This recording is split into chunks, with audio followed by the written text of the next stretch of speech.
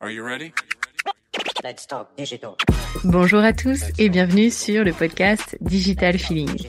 Je suis Elodie Chenol et j'accompagne les CEO à travailler leur personal branding et celui de leur marque grâce au digital. J'ai pour ambition, à travers ce podcast, de répondre à toutes vos problématiques concernant le marketing digital. Pour cela, si vous avez une question, rien de plus simple, vous m'envoyez un message sur LinkedIn en privé et j'y réponds lors d'un épisode. Les questions peuvent tourner autour du personal branding, du B2B, de la plateforme LinkedIn, mais aussi des autres réseaux sociaux, de toutes les problématiques que vous pourriez avoir concernant votre stratégie d'entrepreneur et comment améliorer votre visibilité et surtout générer plus de ventes. Si je n'ai pas la réponse à votre question, j'irai chercher pour vous les experts du domaine pour vous produire un épisode qui répondra à cette fameuse question. Bonne écoute! Bonjour à tous et bienvenue dans ce nouvel épisode de Digital Feeling et Let's Talk Digital. Aujourd'hui, on va parler intelligence artificielle. Pourquoi ? Parce que c'est les questions qui reviennent le plus. Aujourd'hui, tout le monde parle de l'intelligence artificielle et moi beaucoup sur mon podcast aussi. Et d'ailleurs, j'aurais dû préciser, aujourd'hui nous en parler ChatGPT plus précisément, l'intelligence artificielle la plus utilisée, la plus accessible aujourd'hui. Il y en a d'autres qui sont gratuites, mais c'est vrai qu'il faut se maintenir à jour pour avoir l'étendue de tout ce qu'on peut faire avec chaque IA. Mais j'avais envie de me concentrer sur ChatGPT pour vous apporter des tips par rapport à votre communication sur les réseaux sociaux. C'est une thématique qui revient souvent dans vos questions. Comment je fais pour communiquer ? Comment je fais pour trouver des idées ? Comment je fais pour avoir un bon copywriting, etc. C'est vrai que c'est pas forcément facile. On n'a pas tous les jours des idées en se disant voilà, aujourd'hui j'ai parlé de ci, j'ai parlé de ça. Je reviens rapidement sur ma méthode de développement de créativité parce que c'est quelque chose qu'on peut mettre en place assez facilement.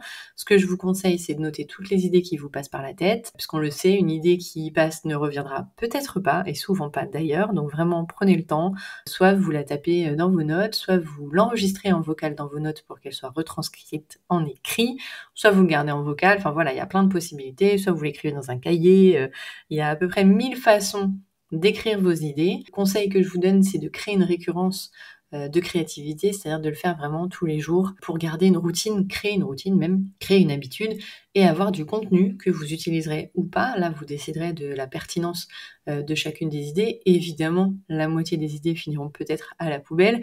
Vous allez peut-être même rédiger des posts qui finalement ne vous conviendront pas et c'est ok. Vraiment, il n'y a pas de souci là-dessus, mais l'idée, c'est d'avoir déjà votre base de contenu. Et ensuite, notre ami ChatGPT va nous aider dans plusieurs domaines. Le premier, vous pouvez aussi l'utiliser comme assistant de génération d'idées. C'est votre assistant brainstormer. Vous lui dites, donne-moi des idées pour rédiger une newsletter ou des posts qui va concerner les entrepreneurs. Lui, il va chercher dans sa base de données, si vous avez la version 4, qui est la version payante, il va chercher jusqu'en avril 2023, donc il est assez à jour, mais pas non plus les dernières nouveautés. Donc c'est intéressant de lui demander en tout cas de faire des recherches. Moi, ce que je vous conseille, c'est d'aller sur Google, parce que là, vous avez souvent les questions les plus fréquentes en fonction d'une thématique. Donc si vous avez un sujet particulier, si vous êtes entrepreneur dans le coaching et que vous dites, qu'est-ce que je pourrais apporter comme réflexion en plus de ma réflexion personnelle, évidemment, sur le coaching, vous allez sur Google, vous aurez des éléments de réponse. ChatGPT va vous apporter d'autres éléments de réponse et ça vous permettra de faire votre choix ensuite sur ce que vous voudrez développer dans des posts. Ensuite, là où ChatGPT a un intérêt qui est quand même très grand, c'est que vous pouvez créer vos GPTs. Alors, un GPTs, c'est un petit assistant que vous allez développer qui va vraiment être utilisé dans une tâche ou thématique précise. Je m'explique. Si vous êtes community manager, par exemple, ou de toute façon, en tant qu'entrepreneur, vous êtes votre propre community manager. Mais imaginons que vous ayez un business de community management et que donc vous rédigez des posts pour plusieurs clients. Eh bien, vous allez sur GPT et vous rentrez toutes les informations concernant ce client. Évidemment, je vous conseille de ne pas nommer le client, d'enlever les noms du client pour garder une confidentialité, puisqu'aujourd'hui, GPT, même s'il est payant, il y a quand même des données qui sont utilisées pour faire avancer l'intelligence artificielle et qui donc seront visibles. Donc ne partagez pas de secrets, ne partagez pas les noms des clients. Néanmoins, vous pouvez le former en lui disant regarde les posts que j'ai l'habitude de réaliser. Alors moi, je mets XX à la place du nom du client, comme ça je sais qu'il y a une confidentialité, mais vous mettez ce que vous voulez. Donc il y a un petit peu de retravail de saisie, mais c'est ok, c'est pas très grand. Généralement, vous dites pas 10 fois de suite le nom de votre client, donc ça devrait aller. Vous lui mettez les articles qui ont déjà été rédigés, les posts, pour qu'il ait un petit peu une sensibilité, un contexte, parce qu'il faut pas oublier que l'IA n'a pas de contexte, donc il faut lui donner constamment du contexte. Et l'avantage de ce petit GPT, c'est qu'il va être vraiment dédié à un contexte particulier et une tâche particulière. Si vous avez un client dans l'automobile, eh bien, il aura un GPT qui sera spécialisé en écriture de posts pour votre client dans l'automobile. Et puis, pareil pour votre client dans la fabrication de peinture, et puis dans votre autre client qui aura encore un autre domaine d'activité. En tant qu'entrepreneur, ce qui peut être intéressant, c'est que quand vous définissez vos 3 piliers de communication, eh bien, vous pouvez développer des GPT en fonction de chaque pilier que vous allez utiliser dans votre communication. Donc là, ça vous permet, plutôt qu'à chaque fois d'aller sur ChatGPT et de lui rafraîchir la mémoire en lui redonnant le contexte, etc., ça permet d'avoir un petit assistant déjà prêt avec du contexte pour vous aider dans une tâche particulière. Ça vous permet de gagner du temps. Créer un GPT, ça prend 5 minutes. En fait, c'est très simple. Vous allez dans Explore GPT. Il vous pose ensuite des questions sur ce que vous attendez en fait de cet assistant. Vous lui répondez et puis vous échangez sur ce que vous attendez. Vous le nourrissez, comme je vous l'ai dit tout à l'heure, de posts ou d'articles qui ont déjà été réalisés. Et ensuite, vous l'avez directement dans votre tableau de bord, si je peux dire ça comme ça, ChatGPT, et vous n'avez plus qu'à cliquer sur vos différents assistants en fonction de ce que vous avez à faire.